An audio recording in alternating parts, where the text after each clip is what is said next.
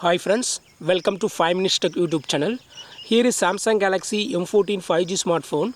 In this video you will learn how to check 3 fingers screenshot is available or not in your phone Samsung Galaxy M14 5G.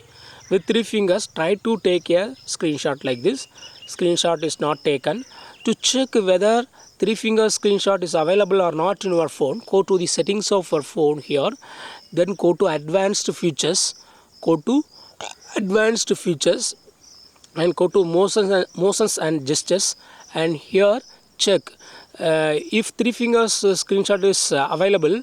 There will be a button like 3 finger screenshot and turn on turn off. Okay, but here 3 finger screenshot is not available because 3 finger screenshot is not provided by Samsung phone. Okay, so in this way you can easily check 3 finger screenshot is available or not in your phone Samsung Galaxy M14 5G.